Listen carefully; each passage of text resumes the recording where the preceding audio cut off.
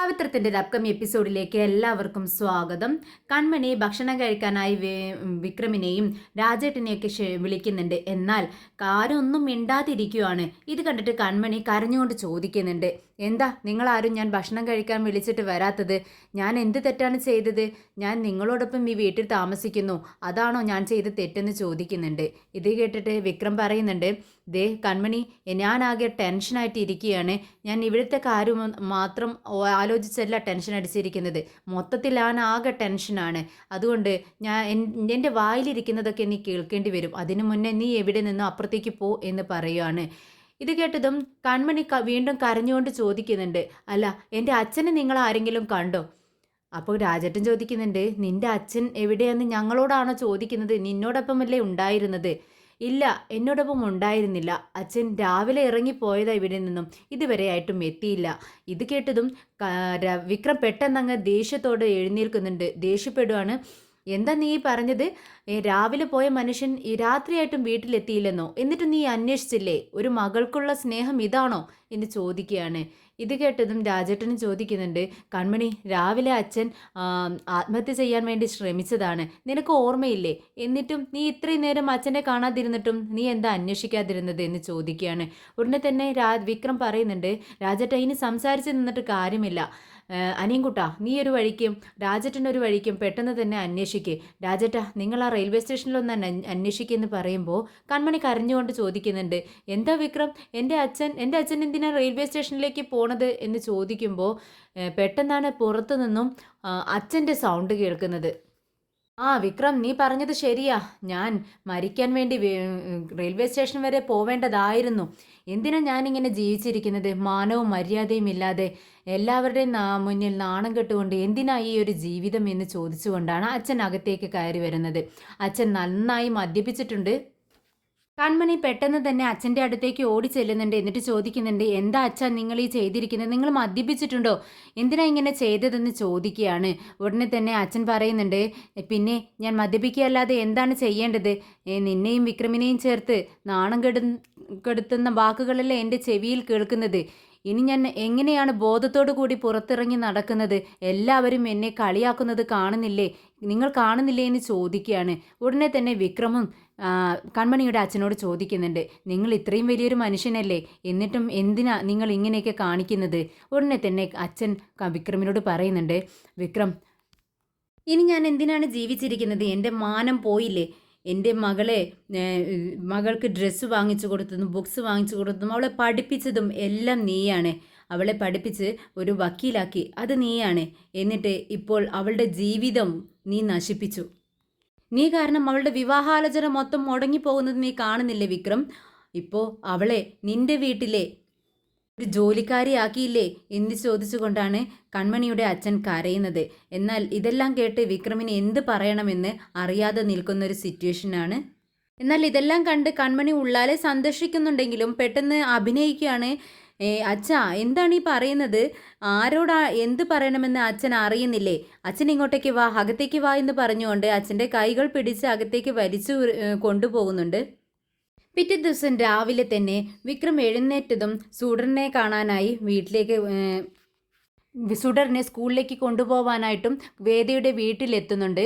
എത്തിയപാട് വിജയോട് പറയുന്നുണ്ട്, വിജയമ്മ, എനിക്ക് ഒരു കപ്പ് കാപ്പി വേണം. ഞാൻ എഴുന്നേറ്റതും കാപ്പി കുടിക്കാതെ നേരെ ഇങ്ങോട്ടേക്ക് പോകുന്നതാണെന്ന് പറയുന്നു. ഉടനെ തന്നെ വിജി പറയുന്നുണ്ട്, അതിനെന്താ വിക്രം, നീ എവിടെ ഇരിക്കുക, ഞാനിപ്പോൾ തന്നെ തരാമെന്ന് പറയുകയാണ്. എന്നാൽ വേദ മോളെ ഒരുക്കിക്കൊണ്ടിരിക്കുകയായിരുന്നു. മുടിയെല്ലാം കെട്ടിക്കൊടുത്തിരിക്കുന്നതിനിടയിലാണ് വിക്രം ഇത് പറയുന്നത്. ഉടനെ തന്നെ വേദ പറയുന്നുണ്ട്, വിജി ചേച്ചി, ഇപ്പോൾ അതിനൊന്നും സമയമില്ല. മോൾക്ക് സ്കൂളിൽ പോകാൻ നേരമായില്ലേ, വേഗം ചെന്ന് മോളെ യൂണിഫോമൊക്കെ ഇട്ടുകൊടുക്ക് എന്ന് പറയുകയാണ്. ഇത് കേട്ടതും വിക്രമിന് മനസ്സിലായി, വിക്രമിന് കാപ്പി കൊടുക്കാൻ വിജയങ്ങാനം പോയാലോ എന്നുള്ള ഡൗട്ട് ഉണ്ട്. അത് മുടക്കാൻ വേണ്ടി മാത്രമാണ് വേദ ഇത് പറയുന്നതെന്ന് എല്ലാവർക്കും മനസ്സിലാവുന്നുണ്ട്. എന്നാൽ വിജി പറയുന്നുണ്ട്, വേദേ, ഒരു കപ്പ് കാപ്പി ഇട്ട് കൊടുക്കട്ടെ, എന്നിട്ട് ഞാൻ പൊക്കോളാം എന്ന് പറയുമ്പോൾ വേദ പറയുന്നുണ്ട്, അതെന്താ, ഇവിടുത്തെ ജോലിക്കാർ വരുന്നവരെ ഇരിക്കാൻ ആർക്കും സാവകാശമില്ലേ? ആർക്കും സമയമില്ലേ? അതൊന്നുമല്ല ഇവിടുത്തെ പ്രശ്നം. മോൾക്ക് പെട്ടെന്ന് സ്കൂളിൽ പോവേണ്ട സമയമായി. എന്തായാലും പെട്ടെന്ന് ചെന്ന് ചേച്ചി ഇവളെ ഒരുക്കെന്ന് പറയുന്നു. ഇത് കേട്ടതും വിക്രം പറയുന്നുണ്ട്, ചേച്ചി കുഴപ്പമില്ല, ഞാൻ ആ ചേച്ചി വന്നിട്ട് ചായ ഇട്ട് കുഴിച്ചോളാം എന്ന് പറയുന്നുണ്ട്. അങ്ങനെ വിജി മോളെ ഒരുക്കാനായിട്ട് റൂമിലേക്ക് പോകുന്നുണ്ട്. പെട്ടെന്ന് വേദയ്ക്ക് ഒരു കോള് വരുന്നുണ്ട്. കോൾ അറ്റൻഡ് ചെയ്തതും വേദ പെട്ടെന്ന് ചാടി എഴുന്നേൽക്കുന്നുണ്ട്. ഞെട്ടിക്കൊണ്ട് ചോദിക്കുന്നുണ്ട്, എന്താ, ഏത് പേപ്പറിലാണെന്ന് ചോദിക്കുന്നു. അങ്ങനെ കോള് കട്ട് ചെയ്ത് ന്യൂസ് പേപ്പർ എടുത്ത് നോക്കുവാണ് വേദ. വേദ ഇങ്ങനെ നോക്കിക്കൊണ്ടിരിക്കുന്ന സമയത്ത് തരുൺ ചോദിക്കുന്നുണ്ട്, എന്ത് പറ്റി വേദ എന്ന്. പെട്ടെന്ന് ആ കയ്യിലുണ്ടായിരുന്ന ന്യൂസ് പേപ്പർ അങ്ങ് വലിച്ചെറിഞ്ഞിട്ട് വേദ പറയുന്നുണ്ട്, നിനക്കായിരുന്നല്ലോ എല്ലാത്തിനും തിടുക്കം. ഞാൻ വേണ്ട വേണ്ട എന്ന് 100 വട്ടം നിന്നോട് പറഞ്ഞില്ലേ. ഇപ്പം നോക്ക് എവിടം വരെ എത്തിയ കാര്യങ്ങളെന്ന്. ഇത് കേട്ടതും തരുൺ ചോദിക്കുന്നുണ്ട്, അവനൊരു ബോഡി ഗാർഡല്ലേ വേദേ, അതിന് നിനക്കെന്താ പ്രശ്നം? അവനൊരു റൗഡി ആയിരുന്നാലും നിനക്കെന്താ? അവൻ നമ്മുടെ മോളെ സംരക്ഷിക്കാനായിട്ടല്ലേ ഇവിടെ വന്നിരിക്കുന്നത്. ഇത് കേട്ടതും വേദ അവിടെ ഉണ്ടായിരുന്ന ന്യൂസ് പേപ്പർ എടുത്ത് തരുണിൻ്റെ കൈകളിലേക്ക് കൊടുക്കുന്നുണ്ട്. ഇതാ, ഇതൊന്ന് നീ വായിച്ചു നോക്ക്. പെട്ടെന്ന് തരുണും ന്യൂസ് പേപ്പർ എടുത്ത് വിശദമായി വായിക്കുന്നു. അതിനിടയിൽ വിക്രമിൻ്റെ മുഖത്തേക്ക് വിശ്വസിക്കാനാവാതെ നോക്കുന്നുണ്ട് തരുൺ.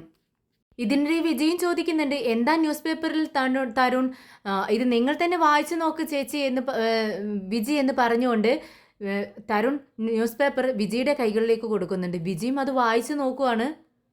കളക്ടർ, കൊലയാളിക്ക് ഇടം കൊടുത്ത കളക്ടർ എന്ന് പറഞ്ഞുകൊണ്ടാണ് വേദയുടെ പേര് ഈ ന്യൂസ് പേപ്പറിൽ വന്നിരിക്കുന്നത് എന്ന് തരുൺ പറയുന്നുണ്ട്. വിജി പെട്ടെന്ന് ന്യൂസ് പേപ്പർ വിക്രമിന് കൊടുക്കുന്നുണ്ട്. വിക്രമും അത് വായിച്ച് നോക്കുവാണ്. തരുൺ വിക്രമിൻ്റെ മുഖത്ത് നോക്കിക്കൊണ്ട് പറയുന്നുണ്ട്, 24 മണിക്കൂറും ഒരു കളക്ടറോടൊപ്പം കൊലയാളി താമസിക്കുന്നു എന്നാണ് ന്യൂസ് പേപ്പറിൽ വന്നിരിക്കുന്നത്. ഇത് വേദയ്ക്ക് നാണക്കേടാവില്ലേ എന്ന് ചോദിക്കുകയാണ്. ഇത് കേട്ട് വേദ ദേഷ്യത്തോടെ പറയുന്നുണ്ട്, ഇത് തന്നെയാണ് ഞാൻ 100 വട്ടം നിങ്ങളോട് 2 പേരോടും പറഞ്ഞത്. ഇങ്ങനെ ഒരാളെ ഈ വീട്ടിൽ നിർത്തണ്ട, സുഡറിൻ്റെ കാര്യം നമുക്ക് തന്നെ നോക്കാമെന്ന് നിങ്ങളോട് ഞാൻ 100 വട്ടം പറഞ്ഞില്ലേ, നിങ്ങൾ 2 പേരും കേട്ടില്ലല്ലോ. ഐ എം സോറി വേദേ, ഞാനാണ് ഈ തെറ്റിനെല്ലാം കാരണം. ഈ തെറ്റെല്ലാം ചെയ്തത് ഞാനാണ്. ഇതിനെല്ലാം കാരണക്കാരൻ ഞാനാണ്. ഞാൻ ഇവനൊരു റൗഡി മാത്രമാണെന്നാണ് വിചാരിച്ചത്. പക്ഷേ ഇവനൊരു കൊലയാളിയാണെന്നുള്ള വിവരം എനിക്കറിയില്ലായിരുന്നു. ഐ എം സോറി എന്ന് തരുൺ വേദയോട് പറയുന്നുണ്ട്. എന്നാൽ വേദയ്ക്ക് ദേഷ്യം അടങ്ങുന്നില്ല. ദേഷ്യത്തോടെ തന്നെ തരുണിനോട് ചോദിക്കുന്നുണ്ട്, തരുൺ ഇപ്പോൾ സോറി പറഞ്ഞിട്ട് എന്താ കാര്യം? എൻ്റെ മാനവും മര്യാദയും എല്ലാം കുട്ടിച്ചോറായി പോയില്ലേ? ഇനി ഞാൻ അതെല്ലാം എങ്ങനെ വീണ്ടെടുക്കുമെന്നാണ് നിങ്ങൾ പറയുന്നത്? ഇത് കേട്ട് തരുൺ പറയുന്നുണ്ട്, വേദേ നമുക്കൊരു പ്രസ് മീറ്റ് വെക്കാം. ഞാൻ തന്നെ എല്ലാവരോടും വിശദമായി പറഞ്ഞോളാം.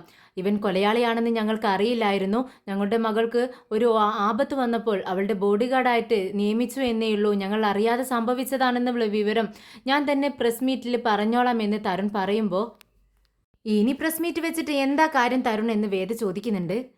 എന്നാൽ വിക്രം പറയുന്നുണ്ട്, നിങ്ങളെല്ലാവരും എന്നോട് ക്ഷമിക്കണം. പത്രക്കാരിങ്ങനെയൊക്കെ എഴുതിക്കൂട്ടുമെന്ന് ഞാൻ ഒരിക്കലും വിചാരിച്ചില്ല.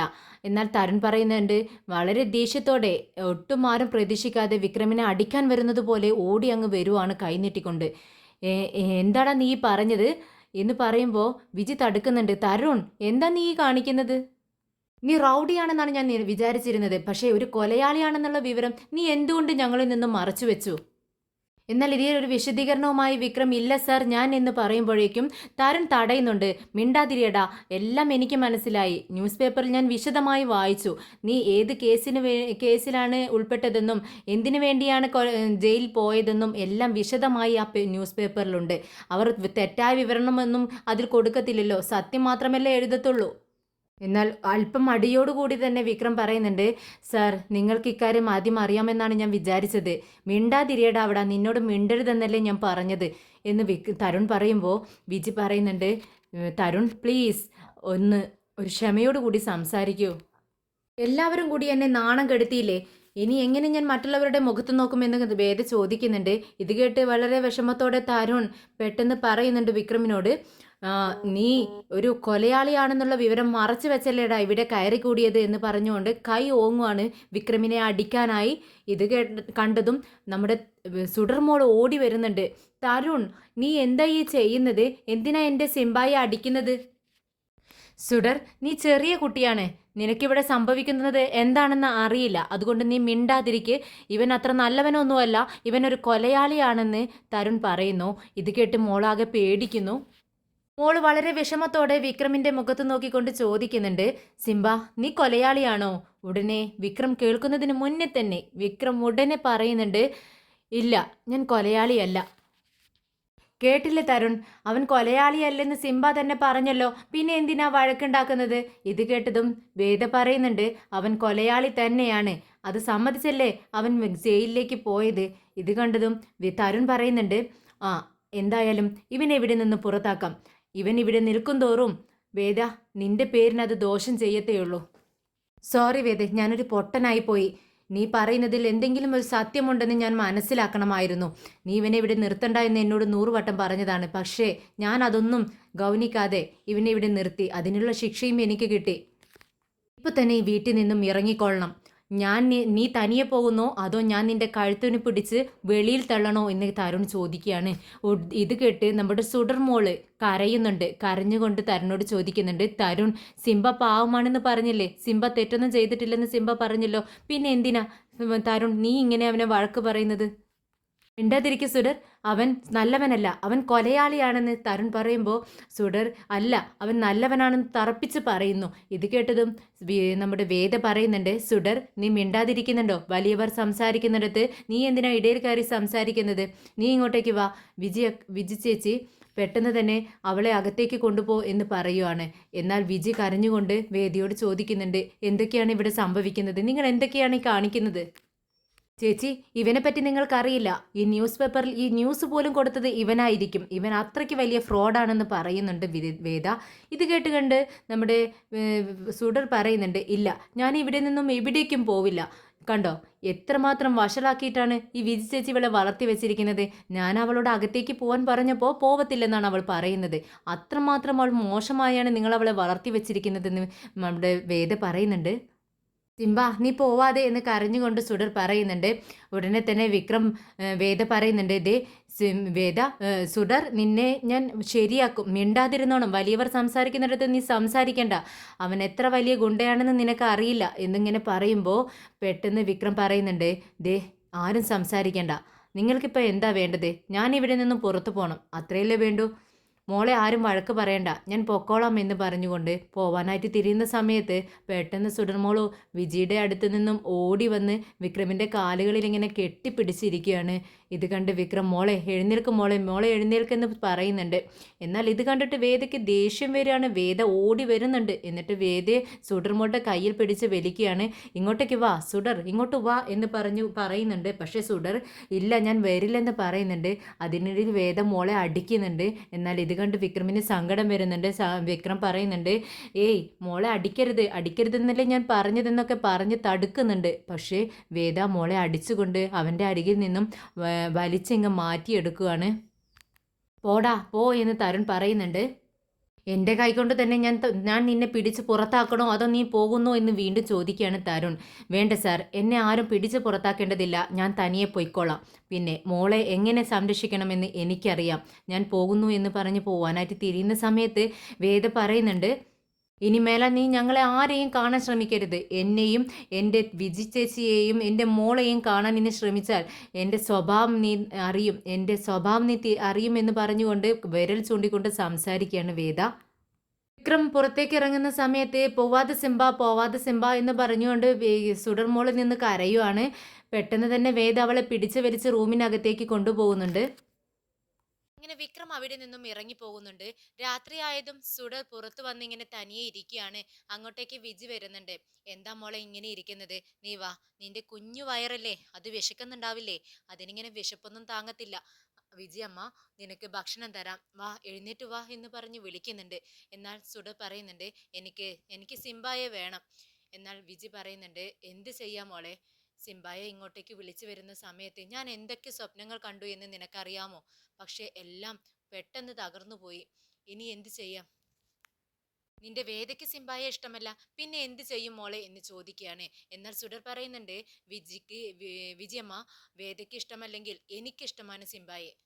എന്നെ മോളുടെ വാശി കുറക്കാനായി ഒരു നിമിഷം ചിന്തിച്ചുകൊണ്ട് വിജി പറയുന്നുണ്ട്, മോളെ ശരി 2-3 ദിവസം കഴിയട്ടെ, നമ്മുടെ വേദയുടെ ദേഷ്യമൊക്കെ ഒന്ന് കുറയട്ടെ, എന്നിട്ട് വിജയമ്മ വേദയോട് സംസാരിക്കാം, എന്നിട്ട് നമുക്ക് സിംബായി ഇങ്ങോട്ടേക്ക് തിരിച്ചു കൊണ്ടുവരാം എന്ന് പറയുവാണ്. അപ്പോൾ സുഡർ പറയുന്നുണ്ട്, വേണ്ട വേണ്ട വിജയമ്മ, ഞാൻ സിംബ വന്നതിന് ശേഷം മാത്രമേ ഭക്ഷണം കഴിക്കത്തുള്ളൂ. ഇത് കേട്ടിട്ട് വിജിക്ക് ആകെ വിഷമാവുന്നുണ്ട്. എന്ത് ചെയ്യണമെന്ന് അറിയുന്നില്ല. വിജി ചോദിക്കുന്നുണ്ട്, എന്താ മോളെ നീ പറയുന്നത്? നിന്റെ സിംബായെ ഈ നേരത്ത് ഞാൻ എവിടെ പോയി തിരയാനാ? നീ വിജിയമ്മ പറയുന്നത് ഒന്ന് കേൾക്കടാ. ഒട്ടേക്ക് തരുൺ വരുന്നുണ്ട്. എന്താ വിജി അവൻ പറയുന്നതെന്ന് ചോദിക്കുകയാണ്. ഉടനെ വിജി പറയുന്നുണ്ട്, അവൾ ഭക്ഷണം കഴിക്കാൻ വരുന്നില്ല. ഞാൻ കുറെ നേരമായി അവളെ വിളിക്കുന്നു. ഉടനെ തന്നെ തരുൺ അവളുടെ അടുത്തിരുന്ന് അവളുടെ മുടിയിലൂടെ ഇങ്ങനെ തഴുകിക്കൊണ്ട് പറയുന്നുണ്ട്, സുഡർ മോളെ വാ, നമുക്ക് പോയി ഭക്ഷണം കഴിക്കാം. ഉടനെ തന്നെ ആ കൈകൾ അങ്ങ് തട്ടി മാറ്റുവാണ് സുഡർ. എന്നിട്ട് പറയുന്നുണ്ട്, നീ എന്നെ തൊടണ്ട, നിന്നെ എനിക്ക് ഇഷ്ടമല്ല. ഇമ്പായെ നീയല്ലേ ഇവിടെ നിന്നും പുറത്താക്കിയത്, അതുകൊണ്ട് നിന്നോട് ഞാൻ മിണ്ടത്തില്ല എന്ന് പറയുവാണ് സുഡർ. മോളെ നീ എന്താ പറഞ്ഞാൽ മനസ്സിലാക്കാത്തത്? ആ സിംബ ബാഡ് ബോയ് ആണ്, നീ ഇങ്ങോട്ടേക്ക് എഴുന്നേൽക്കെന്ന് പറയുന്നുണ്ട്. പക്ഷേ മോൾക്ക് അവന്റെ കൈ തട്ടി മാറ്റുന്നുണ്ട്. ഇല്ല, ഞാൻ വരില്ലെന്ന് തേർത്തങ്ങ് പറയുന്നുണ്ട്. ദേ സുഡർ, നീ എഴുന്നേൽക്ക്, പറയുന്നത് അനുസരിക്കും മോളെ. നീ ഇപ്പോൾ ഹോസ്പിറ്റലിൽ നിന്ന് ഇങ്ങോട്ടേക്ക് വന്നതല്ലേ ഉള്ളൂ. നിന്റെ ശരീരം അത്രയ്ക്ക് ശരിയായിട്ടില്ല, നിന്റെ ഹെൽത്ത് ഓക്കെ ആവും വരുന്നതേ ഉള്ളൂ. നീ എഴുന്നേൽക്കും മോളെ, വന്ന് ഭക്ഷണം കഴിക്കുക എന്ന് പറയാണ്. ഉടനെ തന്നെ സുഡർ പറയുന്നുണ്ട്, ഇല്ല, നിന്നോട് ഞാൻ പിണക്കുവാണ്, നീ എന്നെ ഭക്ഷണം കഴിക്കാനായിട്ട് വിളിക്കണ്ട. സിംബ വന്നതിന് ശേഷം മാത്രമേ ഞാൻ ഭക്ഷണം കഴിക്കൂ എന്ന് സുഡർ പറയുന്നുണ്ട്. ഇനി എന്ത് ചെയ്യും വിജി എന്ന് ചോദിക്കുകയാണ് തരുൺ. വിജി പറയുന്നുണ്ട്, എനിക്ക് അറിയില്ല തരുൺ എന്ന് പറഞ്ഞ് കൈമലർത്തുന്നുണ്ട് വിജി. എന്നാൽ വേദ അങ്ങോട്ടേക്ക് വന്ന് ദേഷ്യത്തോടെ പറയുന്നുണ്ട്, എന്താ സുഡർ ഇത്? എല്ലാവരും നിന്നെ വിളിക്കുന്നുണ്ടല്ലോ, നീ എന്താ എഴുന്നേറ്റ് വരാത്തത്? വന്ന് ഭക്ഷണം കഴിക്ക്. നീ എന്താ ഉണ്ണാവൃതം എടുത്തോണ്ട് ഇരിക്കുകയാണോ എന്ന് ചോദിക്കുകയാണ്. ഇത് കേട്ട് തരുൺ പറയുന്നുണ്ട്, വേദേ, നീ ഒരു മയത്തിലൊക്കെ സംസാരിക്കേ, മോളോട് ഇങ്ങനെയാണോ സംസാരിക്കുന്നത്? ഇത് കേട്ടതും സുഡർ പറയുന്നുണ്ട്, ഇല്ല, ഞാൻ വരില്ല. സിംബ വരാതെ ഞാൻ ഭക്ഷണം കഴിക്കില്ല. സിംബ, നിന്റെ ഒരു സിംബ, അവനാരാ? അവനൊരു പെറുക്കി, ഒരു അയോഗ്യൻ. നീ അവനെ നനച്ചിരിക്കണ എന്തിനാ അവനെ ആലോചിച്ചിരിക്കുന്നത്? അവൻ ഇനി വരില്ല, ഈ വീടിനകത്തേക്ക് അവനെ ഞാൻ ഇനി കയറ്റത്തില്ല. എന്നിട്ട് വന്ന് ഭക്ഷണം കഴിക്കുകയെന്ന് വേദ പറയുന്നുണ്ട്. അവൻ കെട്ടവനല്ല, അവൻ നല്ലവനാണ്. സിംബ വന്നാൽ മാത്രമേ ഞാൻ ഭക്ഷണം കഴിക്കൂ എന്ന് സുഡർ പറയുന്നുണ്ട്. നിനക്ക് ഇത്രയ്ക്ക് വാശിയോ? എഴുന്നേൽക്ക്, അവൻ വരാതെ നീ ഭക്ഷണം കഴിക്കില്ലേ? ഞാൻ നിന്റെ അമ്മയാ പറയുന്നത്, എഴുന്നേറ്റ് വന്ന് ഭക്ഷണം കഴിക്കേ. ഇത് കേട്ടതും സുഡർ പറയുന്നുണ്ട്, ഇല്ല, ഞാൻ വരില്ല. സിംബ വരാതെ ഞാൻ എഴുന്നേറ്റ് വരില്ല. ഇത്രയും വട്ടം ഞാൻ പറഞ്ഞിട്ട് നിനക്ക് അനുസരണയില്ലേ എന്ന് ചോദിച്ചുകൊണ്ട് കൈ ഓങ്ങാണ് സുഡറിനെ അടിക്കാനായി. എന്നാൽ തരുൺ തടയുന്നുണ്ട്. എന്താ വേദ ഇത്? മോളെ അടിക്കാനായിട്ട് കൈ ഓങ്ങുന്നോ? ഇങ്ങനെയാണോ കുട്ടികളെ നീ അനുസരിപ്പിക്കേണ്ടത്? ഇത് കേട്ടതും വേദ പറയുന്നുണ്ട്, അതെ, അടിച്ചു വളർത്താണ്ടിരുന്നതിന്റെ കുഴപ്പം തന്നെയാ ഇപ്പൊ കാണുന്നത്. ആദ്യം മുതലേ ഇവളെ അടിച്ചു വളർത്തേണ്ടതായിരുന്നു, അപ്പോൾ അനുസരണ ഉണ്ടാവുമായിരുന്നു. ഇത്രയും വയസ്സിന് മുതിർന്ന നമ്മളെല്ലാവരും അവളെ വിളിച്ചിട്ടും അവൾ എഴുന്നേൽക്കുന്നുണ്ടോ നോക്ക്. വന്ന് ഭക്ഷണം കഴിക്കുന്നുണ്ടോ? നമ്മൾ അടിച്ചു വളർത്താത്തതിന്റെ കുഴപ്പമാണ് ഇതെല്ലാം എന്ന് പറയുന്നുണ്ട് വേദ. വേദ, ഈ പ്രായത്തിൽ അടിക്കരുതെന്ന് നിനക്ക് അറിയാവുന്ന കാര്യമല്ലേ? ഈ പ്രായത്തിൽ അടിച്ചാൽ സൈക്കോളജിക്കൽ പ്രോബ്ലം ഉണ്ടാവുമെന്ന് നിനക്ക് അറിയുന്നതാണ്. എന്നിട്ടാണോ നീ കൈ ഓങ്ങുന്നത്? ഇത് കേട്ടതും വേദ പറയുന്നുണ്ട്, അടിക്കേണ്ട പ്രായത്തിൽ അടിക്കണം. അടിച്ചു വളർത്താത്തത് കൊണ്ട് തന്നെയാ ഈ പ്രശ്നങ്ങളെല്ലാം ഉണ്ടായത്. നീ ഒന്നും മിണ്ടാതിരിക്കു വേദേ. കുഞ്ഞുങ്ങൾ അങ്ങനെ തന്നെയാ. ഞാൻ പറഞ്ഞു മനസ്സിലാക്കുക. തെറ്റ് ചെയ്തത് ഞാനല്ലേ? ഞാൻ തന്നെ അവനെ ഇങ്ങോട്ടേക്ക് വിളിച്ചിട്ട് വരാം. അവനെ പുറത്താക്കിയത് ഞാനാണല്ലോ. ഇത് കേട്ടതും വേദയ്ക്ക് ദേഷ്യം വരുന്നുണ്ട്. വേദയ്ക്ക് വിശ്വസിക്കാനാവാതെ വേദ ചോദിക്കുന്നുണ്ട്, എന്ത്? അവനെ വീണ്ടും ഇങ്ങോട്ടേക്ക് തിരിച്ചു കൊണ്ടുവരാനോ? നീ എന്താ തരുണി പറയുന്നത്? ഇത് കേട്ടതും തരുൺ പറയുന്നുണ്ട്, എനിക്ക് സുഡർ മോളുടെ മനസ്സ്, അവളുടെ ഹെൽത്ത്, അതാണ് മുഖ്യം. ഇപ്പോൾ സുഡറിന്റെ ഹെൽത്താണ് എനിക്ക് ആവശ്യം. അവൻ വന്ന് ഭക്ഷണം കഴിക്കൂ എന്ന് പറയുന്നത് നീ കേൾക്കുന്നില്ലേ? അവൾ പറഞ്ഞതുപോലെ തന്നെയാ. എന്തായാലും ഞാൻ അവനെ വിളിച്ചിട്ട് വരാം. അവൻ ചിലപ്പോൾ എന്നെ വഴക്ക് പറയുമായിരിക്കും. അവൻ എന്നെ എന്ത് വേണമെങ്കിലും പറഞ്ഞോട്ടെ, അതെല്ലാം ഞാൻ കേട്ടുകൊണ്ട് നിൽക്കും. എന്ത് സംഭവിച്ചാലും ഞാൻ അവനെയും കൊണ്ടേ തിരിച്ചു വരത്തുള്ളൂ. ഇത് കേട്ടത് വേദ പറയുന്നുണ്ട്, വേണ്ട തരുൺ, ഞാൻ നിന്നോട് വേണ്ടാന്നാ പറയുന്നത്. പക്ഷേ അതൊന്നും കേൾക്കാതെ നിൽക്കാതെ തരുൺ വിജിയോട് പറയുന്നുണ്ട്, വിജി, ഞാൻ പെട്ടെന്ന് പോയിട്ട് വരാം, വിക്രമിനെയും കൊണ്ടേ ഞാൻ തിരിച്ചു വരൂ എന്ന് പറഞ്ഞുകൊണ്ട് തരുൺ അവിടെ നിന്നും ഇറങ്ങുന്നുണ്ട്.